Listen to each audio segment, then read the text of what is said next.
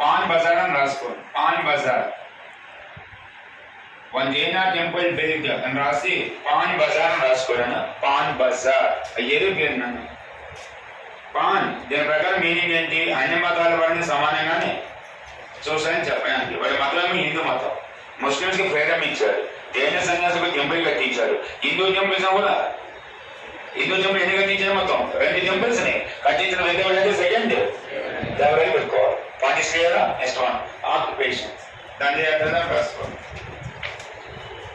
దండయాత్రలు occupations ఎన్ని రోజులు చేశారు? ఫస్ట్ మీరే చెప్పాలి. విజయనగర సామ్రాజ్యానికి ఎవరు శత్రువులు ఎక్కువ?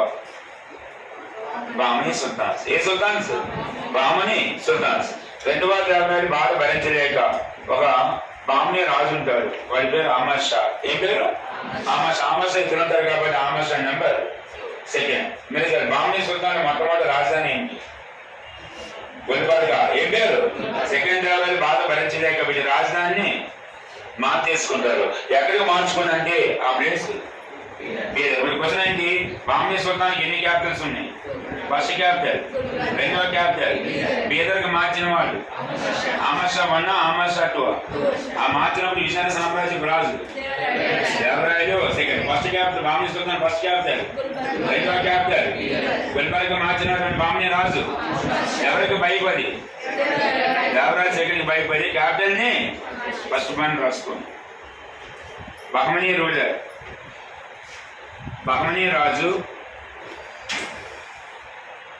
బహమనీ రూలర్ సెకండ్ అహ్మద్ షా, రెండవ Ahmad Shah.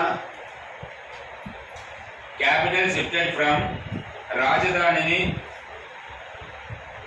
Capital shifted from Gulbarga to Bidar. రాజధానిని గుల్బర్గా నుంచి బీదర్కు మార్చారు అహ్మద్ షా 2. వాళ్ళ మధ్యలో యుద్ధం జరగలేదు. వాడు వైపై వెళ్ళే ముందు రాజ్యాన్ని క్యాపిటల్ మార్చేస్తారు. ఎందుకు మార్చేస్తారు అని అయితే హంపి గుల్బర్గా పక్క పక్కన ఉంటాయి, బీదరేమో దూరంగా ఉంటారు. అంటే క్యాపిటల్ మార్చేస్తే వాడు నా మీద యుద్ధానికి రాజు చెప్పి రాజ్యాన్ని మార్చడం విన్నవాడు పనిచేస్తే డిస్కషన్ చెప్తున్నా. రెండో పాయింట్, రెండవ దేవరాయల కింద పనిచేసినటువంటి ఒక కమాండ్ పేరు లక్కన్న. ఏం పేరు? లక్కన్న. ఈ లక్కన్న